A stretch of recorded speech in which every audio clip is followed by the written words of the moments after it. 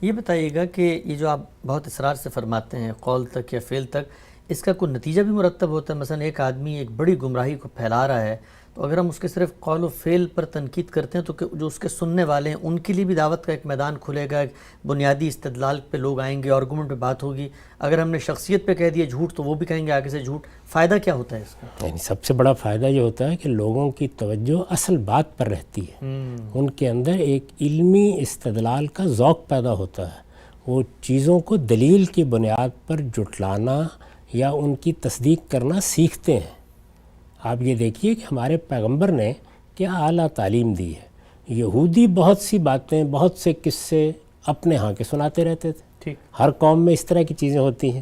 آپ کے سامنے بعض چیزوں کا ذکر کیا گیا تو آپ نے فرمایا لا نصدق ولا نکذب، میں نہ ان کی تصدیق کرتا ہوں نہ تکذیب کرتا ہوں۔ صرف نظر کر لیجئے، اگر کسی بات کا کوئی اثر نہیں پڑ رہا کسی چیز پر تو آپ کو کیا مصیبت پڑی ہے کہ آپ ضروری وہاں مورچہ لگا کے بیٹھیں گے؟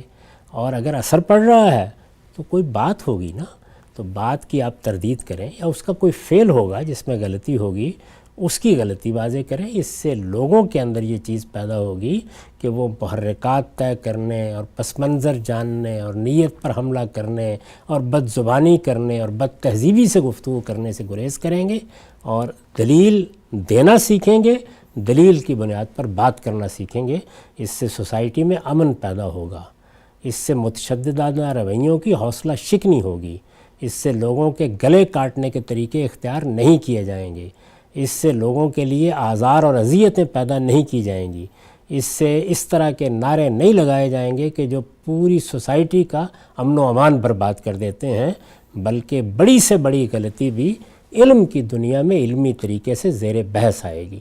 اس وقت بہت سے لوگ ہیں وہ یہ بات کہتے ہیں کہ یہ سائنسدانوں نے ایسے ہی ایک بات اڑا دی ہے کہ زمین سورج کے گرد گھومتی ہے، زمین کو تو ہم نے کبھی گھومتے نہیں دیکھا، ہر وقت کھڑی ہوئی ہے۔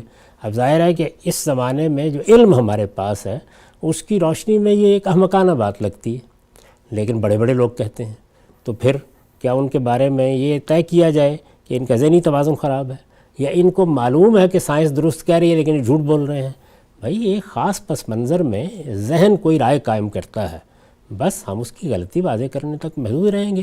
علم میں، سائنس میں، کسی بھی چیز میں یہی کافی ہے۔ کتنے لوگ ہیں کہ جو نسخے ترتیب دے کے علاج کرنا شروع کر دیتے ہیں۔